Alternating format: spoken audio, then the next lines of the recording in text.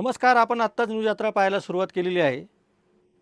मुख्यमंत्री देवेंद्र फडणवीस यांचा निरोप घेऊन आमदार प्रसाद लाड यांनी मनोज जरांगे पाटील यांची भेट घेतली होती. मात्र सरकारने कोणत्याही प्रकारच्या मागण्या मान्य केल्या नसल्यामुळे 30 मेपासून पुन्हा एकदा मनोज जरांगे पाटील मराठा आरक्षणाच्या प्रश्नावर उपोषणाला बसणार आहेत. यावेळचं त्यांचं उपोषण अक्षरशः भर उन्हामध्ये असेल असं त्यांनी जाहीर केल्यामुळे सरकारसमोर एक मोठं आव्हान तयार झालेलं आहे. मनोज जरांगे पाटील यांनी आतापर्यंत जी उपोषणे केली त्या प्रत्येक उपोषणामध्ये सरकारने त्यांच्या काही मागण्या मान्य केल्या होत्या. मुंबईत झालेल्या उपोषणात सगळ्यात महत्त्वाची मागणी होती हैदराबाद गॅजेट आणि सातारा गॅजेट लागू करण्याची. त्यातील हैदराबाद गॅजेटच्या मागणीनुसार मराठवाड्यामध्ये कुणबी प्रमाणपत्राचं वाटप करायला सुरुवात झाली, पण त्यामध्ये प्रचंड अडचणी येत आहेत असं मनोज जरांगे यांनी पत्रकार परिषदेत सांगितलेलं आहे. यापूर्वी केलेल्या कोणत्याही मागण्यांना सरकारने प्रतिसाद दिलेला नाही. जी आश्वासनं दिली होती ती पाळलेली नाहीत आणि सरकारने दिलेली मुदत संपल्यानंतर मला उपोषणाशिवाय पर्याय राहिलेला नाही असं मनोज जरांगे यांनी आज पत्रकार परिषदेमध्ये जाहीर केलेलं आहे. त्यामुळं आता सरकार काय करतं याकडं सर्व राज्याचं लक्ष लागलेलं आहे.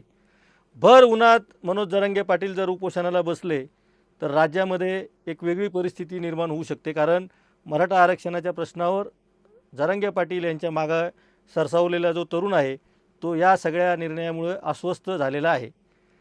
कुणबी प्रमाणपत्राच्या वाटपामध्ये काय काय अडचणी येतात त्याचा सगळा वृत्तांत जरांगे पाटलांनी उदाहरणासह आज पत्रकार परिषदेमध्ये सांगितलेलं आहे.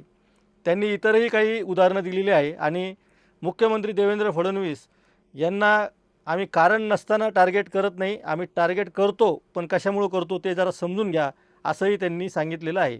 मुख्यमंत्र्यांनी जर आमच्या मागण्या मान्य केल्या तर आम्ही त्यांचा उदो करू असंही जरांगे पाटलांनी सांगितलेलं आहे.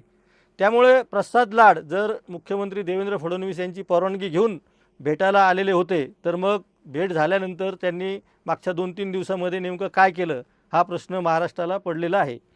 किमान या मागण्यांच्या बाबतीमध्ये काही अडचणी आहेत का, दुसऱ्यांदा काही चर्चा करायची तयारी आहे का आणि दुसऱ्यांदा चर्चा करायला सरकार पुढे येणार आहे का असाही प्रश्न आता या निमित्तानं निर्माण झालेला आहे. खरं तर दरवेळी जेव्हा आरक्षण दिलेलं आहे त्यावेळी न्यायालयीन याच्यामध्ये न्यायप्रविष्ट प्रकरण करण्यामध्ये देवेंद्र फडणवीस यांच्याच नजीकचे लोक असतात असा जो आरोप होतो आहे तो सुद्धा आता या निमित्ताने पुन्हा एकदा पुढं आलेला आहे. आत्ताच्या भेटीमध्ये सुद्धा काही न्यायालयीन अडचणीचा उल्लेख सरकारने केला की नाही त्या बाबतीत सरकारनेच आता खुलासा करण्याची गरज आहे. त्यामुळे मनोज जरांगे पाटलांचं 30 मेपासून सुरू होणारं जे उपोषण आहे ते अत्यंत टोकाचं पाऊल असेल असं आता बोललं जात आहे. अर्थात सरकारने जर पुन्हा कुणबी प्रमाणपत्राच्या बाबतीमध्ये आणि सगळे सोयरेच्या बाबतीतल्या निर्णयामध्ये काही बदल करायला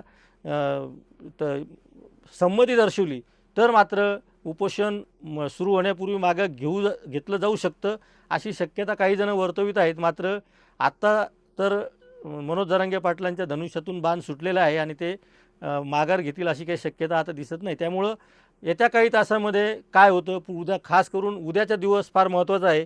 उद्याच्या दिवसामध्ये सरकार काही पाऊल पुढं टाकतं का आणि मनोज जरांगे पाटलांशी चर्चा करायला सरकारच्या वतीने प्रसाद लाड किंवा आणखी कुणी मुख्यमंत्री देवेंद्र फडणवीस यांचा निरोप घेऊन येतं का याकडे आता राज्याचं लक्ष लागलेलं आहे.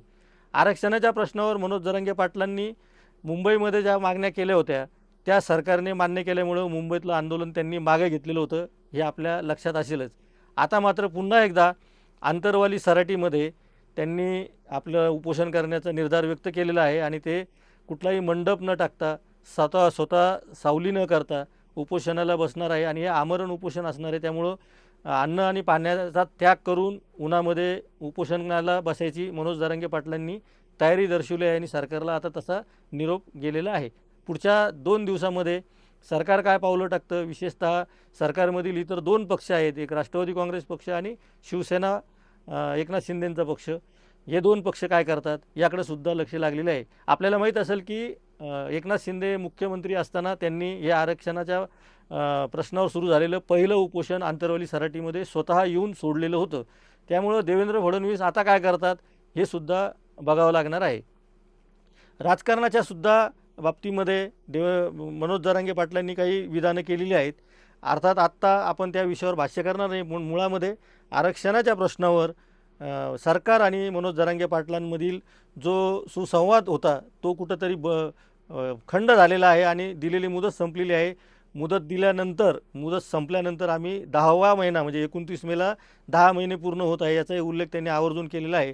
त्यामुळे मागच्या 10 महिन्यामध्ये सरकार गाफील होतं का, सरकारने दिरंगाई केली का, सरकार निष्काळजीपणे वागलं का, असे प्रश्न आता उपस्थित केले जात आहेत. मनोज जरांगे पाटलांच्या 30 मे रोजी सुरू होणाऱ्या उपोषणावर आणि पुढे काय घडतं या घडामोडींवर न्यूज यात्रा सातत्याने लक्ष ठेवणार आहे. त्यामुळे आपण पाहत राहा न्यूज यात्रा. हे आहे आपलं चॅनल.